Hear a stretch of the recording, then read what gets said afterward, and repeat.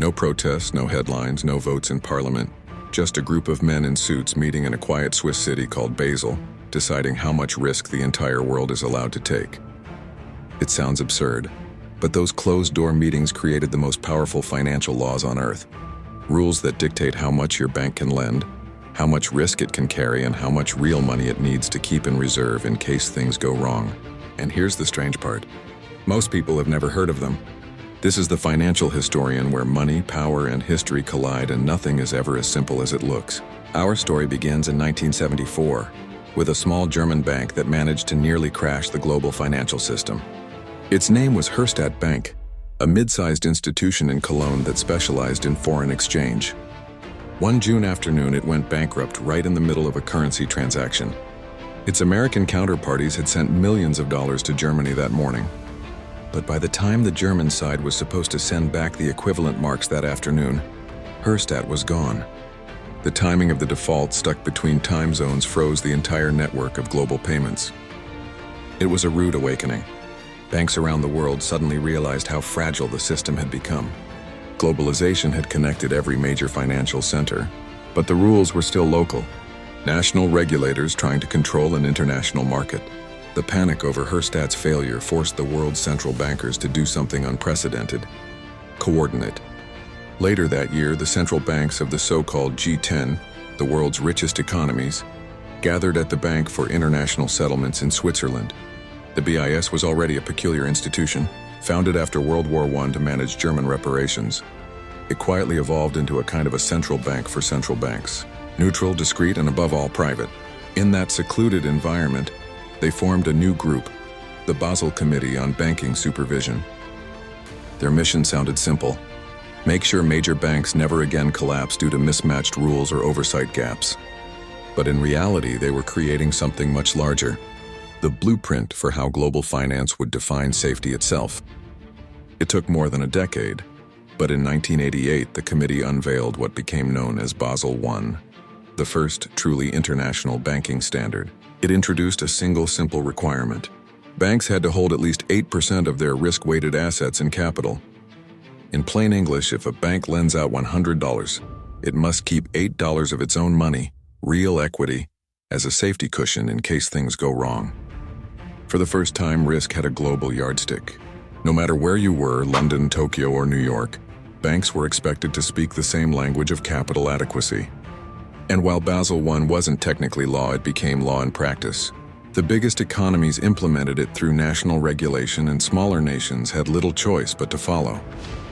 In global finance, if you weren't playing by Basel's rules, no one wanted to play with you. But the simplicity that made Basel I powerful also made it dangerous. To assign that famous 8% requirement, regulators categorized assets by risk weight. Government debt, for instance, was given a 0% risk weight, meaning banks didn't need to hold any capital against it. Corporate loans, on the other hand, were 100% risk-weighted, requiring the full buffer. Mortgages were somewhere in between. The logic was clear. Governments rarely default while private companies can fail, but the effect was dramatic. Banks began pouring money into government bonds, not businesses. Lending to the private sector suddenly looked expensive. A rule designed to make banking safer had quietly redirected global credit toward the state. By the late 1990s, however, the world had changed again. Financial markets had exploded in size and complexity. Derivatives, securitizations, and global capital flows made Basel I look primitive. Banks argued they could measure risk better than regulators could. And in 2004, the Basel Committee agreed. Basel II arrived as the modernized system. It introduced what it called the 3 pillars of stability. 1. Minimum capital requirements. 2. Supervisory review. And 3. Market discipline. On paper, it sounded responsible. In reality, it handed the keys to the vault back to the bankers themselves. Under Basel II, large institutions could use internal risk models, their own mathematical formulas to determine how much capital they needed. If their model showed a certain asset was safe, they could set aside less money for it and lend more. This was regulation by spreadsheet, and the incentives were obvious. The lower your calculated risk, the higher your profits. It was, as one analyst later called it, letting the fox design its own henhouse, and the foxes got creative. Banks began assigning extremely low-risk weights to highly rated securities like the famous AAA-rated mortgage bonds before 2008. According to the models, these assets were as safe as government debt. In practice, they were toxic time bombs, but the rules allowed them to be multiplied across balance sheets at breathtaking leverage. Then came the crash. The subprime crisis revealed that the entire system of risk weighting was built on sand. The mathematical models had been fed the wrong assumptions, and the safest assets turned out to be the most dangerous. Trillions evaporated, and governments had to bail out their banks. In the wreckage, regulators returned to Basel, desperate to rebuild trust in the system. By 2010, the new standard was born, Basel III. This version promised to fix everything. It tightened definitions of capital, insisting that only true equity and retained earnings counted as real buffers. It introduced new safety ratios, the leverage ratio, a backstop against excessive borrowing, and the liquidity coverage ratio, which required banks to hold enough high-quality assets to survive a 30-day market freeze. It also added the net stable funding ratio to reduce dependence on short-term money. In theory, Basel III made the system tougher. In practice, it still relied on the same fragile core, confidence in models, ratings, and political will. Even after all the reforms, many major banks continued to operate at leverage ratios that would terrify a layperson for every $100 of assets.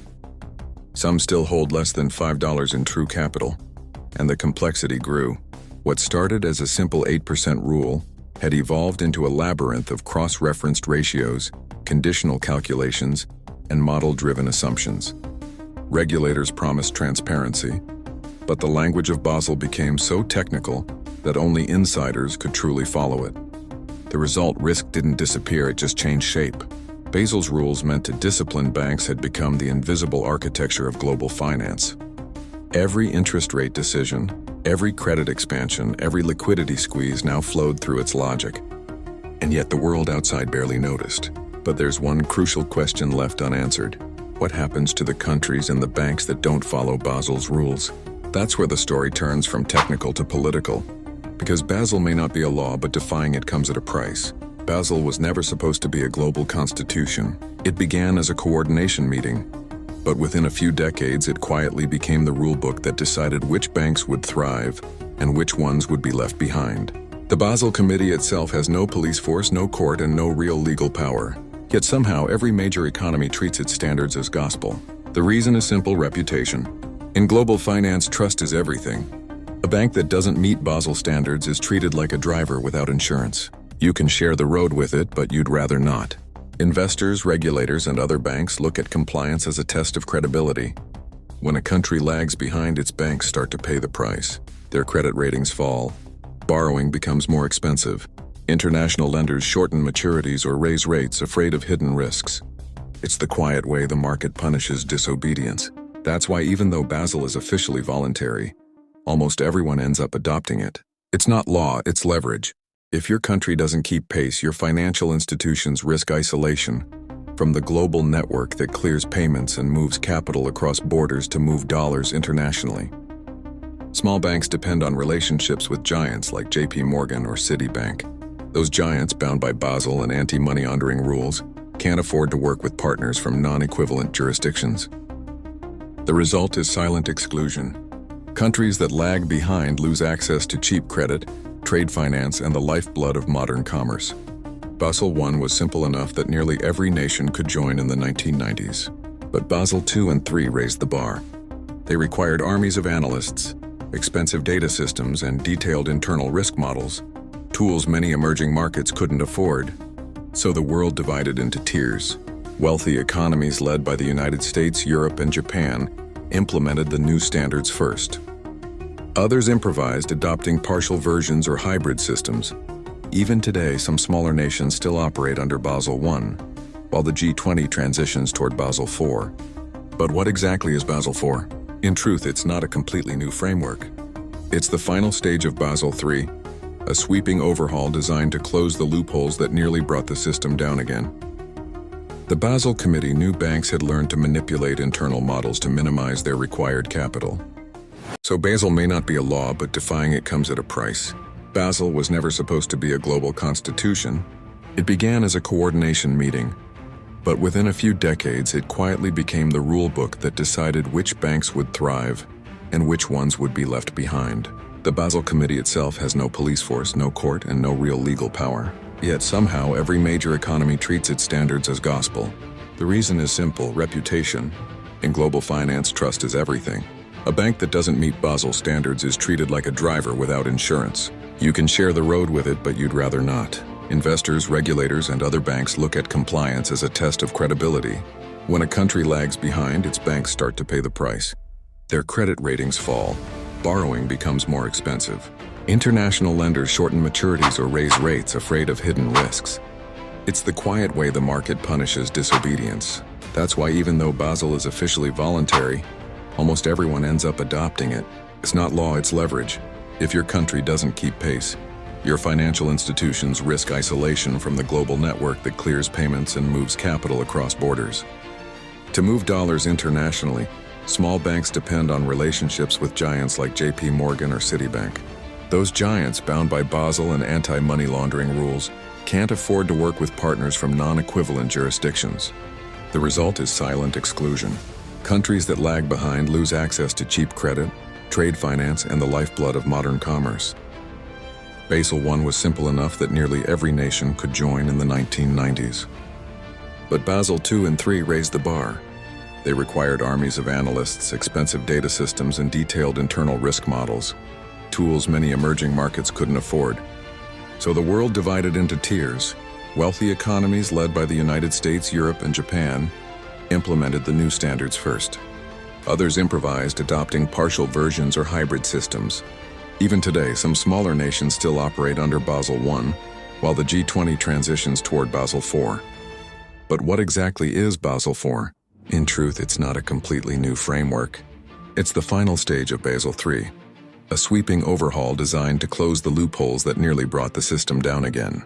The Basel Committee knew banks had learned to manipulate internal models to minimize their required capital.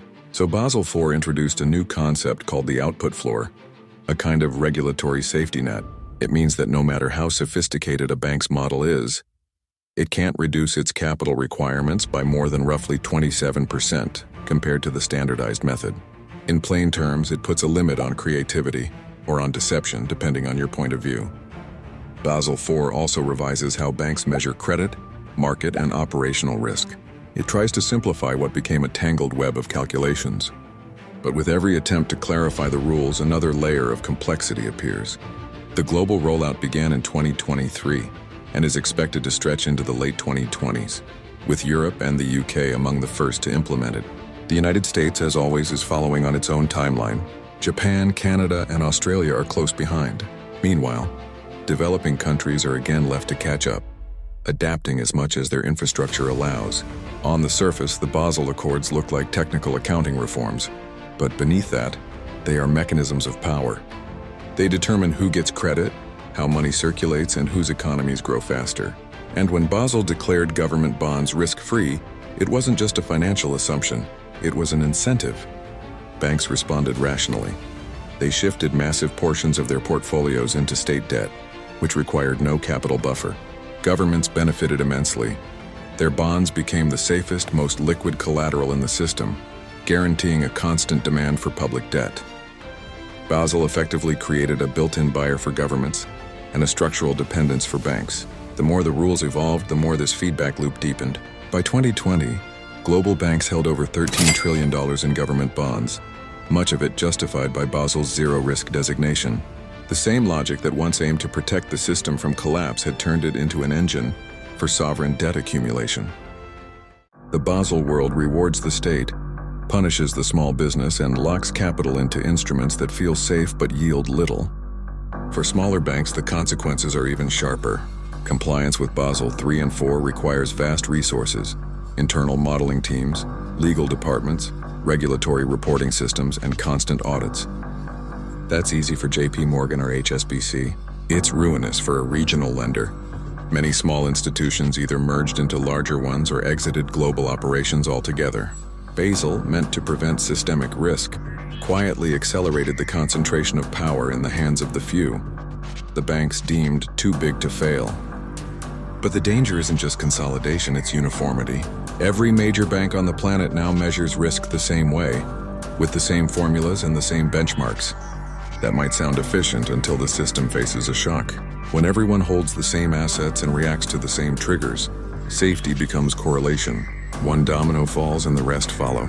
Basel made finance look safer on paper, but it also made it more synchronized and therefore more brittle. There's an irony in how this all unfolded.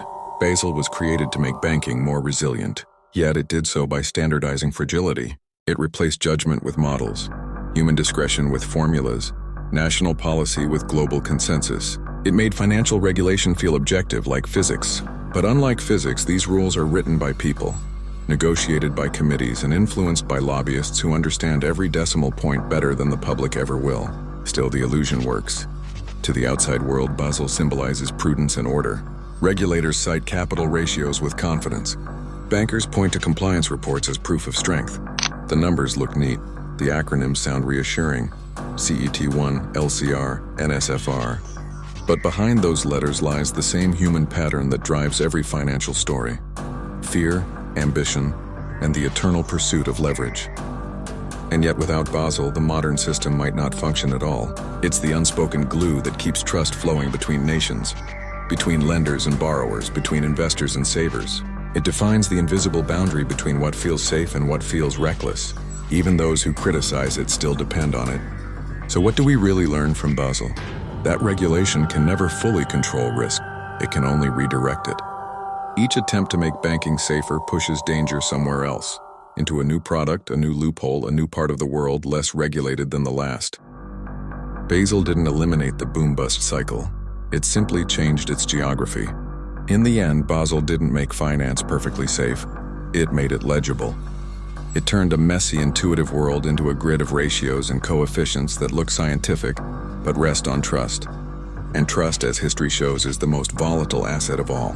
The next crisis may not come from where Basel expects it. It never does. But when it does arrive, the same committees will meet again in Switzerland, and the same quiet process will begin. New formulas, new ratios, new promises of safety. The game continues, elegant, invisible, and indispensable.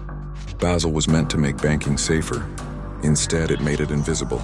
And whoever writes the rules for invisible risk rules the world. If this gave you a new perspective, hit subscribe. History has the answers. I'll show you where to look.